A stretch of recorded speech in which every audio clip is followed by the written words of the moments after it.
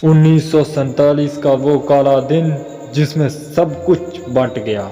दोस्तों, तारीख थी 15 अगस्त 1947, यानी कि आज से ठीक 76 साल पहले रात के 12 बज रहे थे, जहां दुनिया की आधी से ज्यादा आबादी गहरी नींद में सो रही।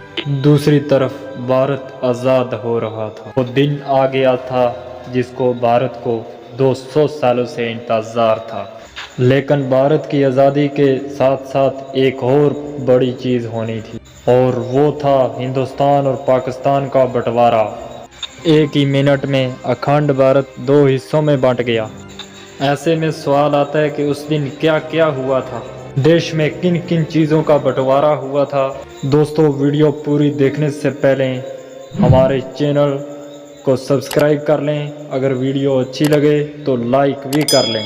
तो मैं आपको सालों पीछे लेके चलता हूं और ऐसी कहानी बताऊंगा कि आपके होश उड़ जाएंगे। दोस्तों, आज़ादी की शुरुआत भारत के पहले प्राइम मिनिस्टर जवाहरलाल नेहरू ने अपने भाषण से की, जहां वो कहते हैं कि सारी दुनिया सो रही होगी, भारत एक नया दिन देखेगा। आखिरकार अंग्रेज़ों की वो काली रात ख़त्म हुई। सूरज की नई किरण से आज़ादी की पहली सुबह हुई। लेकिन ये कोई ठीक सुबह नहीं थी। भारत के हंसते हंसते सपूतों ने बलिदान दिया था। दोस्तों, एक तरफ तो भारत के लोग आज़ादी को लेकर खुश थे, और दूसरी तरफ मौत का वो खौफनाक मंजर शुरू हो चुका था, जिसके बारे में किसी ने भी नहीं सोचा था।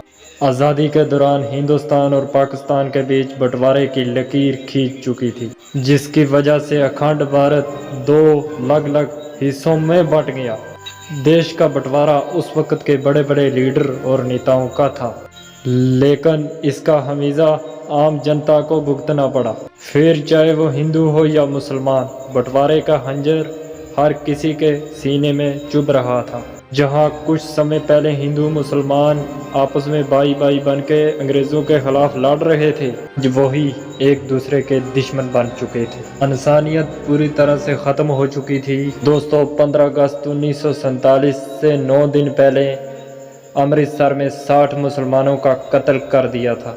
इसके ठीक 2 दिन बाद 6 अगस्त 1947 को लुधियाना फिरोजपुर रोड जलालाबाद में 74 सिखों का कत्ल कर दिया गया। साल 1947 के अगस्त महीने के पहले हफ्ते में ही अमृतसर की ज़मीन खून से लथपथ कर दी गई। हर रोज़ 100 से ज़्यादा लोग मर के बंटवारे की कीमत चुका रहे थे। आज़ादी से 48 घंटे बाद 13 अगस्त 1947 को लाहौर से अमृतसर ट्रेन रवाना होती है। लाहौर मुगलपुरा से चली इस ट्रेन में एक भी जिंदा इंसान अमृतसर नहीं पहुंच पाया। आप अंदाज़ा लगा सकते हैं कि कितने सारे लोगों को बेमौत मारा गया।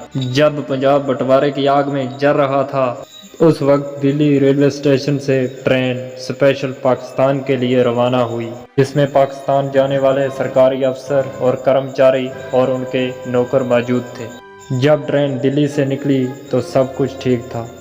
जब ट्रेन पटियाले के पास पहुंची तो किसी ट्रेन पे पहली बार हमला होना शुरू हो गया, जिसमें काफ़ी लोग मारे जाते हैं। जैसे ये खबर लाहौर और कराची पहुंची तो बदला लिया गया। लाहौर से अमृतसर आने वाली पहली ट्रेन जो अमृतसर रेलवे स्टेशन पर आई, उसमें एक भी जिंदा इंसान नहीं था।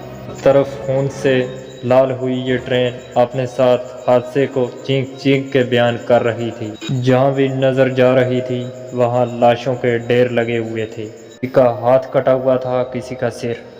ये खून से लाल हुई ट्रेन बता सकती थी कि ये बंटवारा कितना खतरनाक हुआ था। 15 अगस्त को लाहौर से जो अमृतसर ट्रेन आई थी, उसमें सिर्फ और सिर्फ लाशें ही मौजूद थी, और ट्रेन के जो आखिरी डिब्बे पे लिखा था, उसे देखकर लोगों के पैरों तले से ज़मीन ही खिसक गई। आखिरी डिब्बे में एक पर्चा छपा था जिसमें लिखा था कि पटेल और नेहरू के लिए आज़ादी का तोहफा है। और फिर क्या था, मौत का ये सिलसिला जारी हो गया। दोनों तरफ से आने जाने वाली ट्रेनों में लोगों को मारा जाने लगा, जिसमें बेकसूर लोग बलि चढ़ गए। हज़ारों लोगों को अपना घर बार छोड़ के भारत की तरफ आना पड़ा।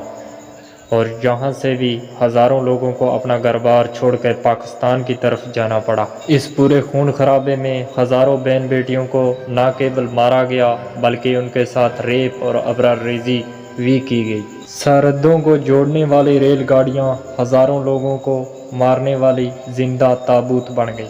ये बंटवारा इंसानी इतिहास का सबसे बुरा खतरनाक माना जाता है, जिसके बारे में सुनते ही शरीर कांप उठता है। भारत और पाकिस्तान का बंटवारा करने में मोहम्मद अली जिन्ना का सबसे बड़ा हाथ था, क्योंकि अगर वो राजनीति में नहीं होते तो शायद ही कोई समझौता होता और आज पाकिस्तान ना होता, आज पूरा हिंदुस्तान ही होता।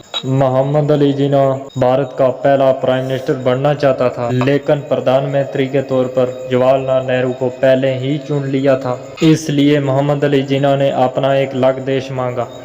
3 जून 1947 को ये वही तारीख है जिस दिन भारत को आज़ाद करने का तय किया गया और मोहम्मद अली जिन्ना को भी पाकिस्तान बनाने की जिद पूरी हो गई। आज़ादी को केवल 73 दिन ही बचे थे और इन 73 दिनों में ज़मीन का बंटवारा, लोगों का बंटवारा, भारत में जमा रुपए का बंटवारा और इसके साथ रिजर्व बैंक में पड़ी हुई सोने की ईंट सब कुछ बांट देना था। और ये सब कुछ करना इतने कम दिनों में आसान नहीं था। भारत का ये काम चौधरी मोहम्मद अली और HM पटेल के हवाले किया गया। ये दोनों लोग बंटवारे में अपना अच्छा किरदार निभा रहे थे। इनके आगे छोटे छोटे अधिकारी काम कर रहे थे जो अलग अलग एरिया में रिपोर्ट बना के इनके पास भेज रहे थे और इन्हीं रिपोर्ट के उदाहरण से बंटवारे की सिफारिश ये लोग पूरी कर रहे थे, जिससे आगे पार्टीशन करने वालों के पास भेजा जाता था और उसके अध्यक्ष खुद लॉर्ड माउंटबेटन थे। बैंक में पड़े पैसे, दफ्तर में पड़ी कुर्सियों तक का बंटवारा हुआ। कई जगह में बंटवारे के लिए लड़ाई भी हुई, यहाँ तक कि लाइब्रेरी में पड़ी हुई किताबों का भी विभाजन हुआ। एक एक करके सभी चीज़ों को भारत और पाकिस्तान में बांट दिया गया, मगर एक चीज़ को उस वक्त नहीं बांटा गया, वो थी पैसा छापने वाली मशीन। दोस्तों, उस वक्त एक ही मशीन थी नोट छापने वाली, इसलिए पाकिस्तान ने भारत के नोटों पर अपनी मोहर लगा के चलाना शुरू किए। दोस्तों, आज से 76 साल पहले बंटवारा किया हुआ वाकई में ही खतरनाक था। इसके बारे में सोच के दिल दहल उठता है। दोस्तों, आपका वीडियो के बारे में क्या कहना है, कमेंट में ज़रूर बताइए।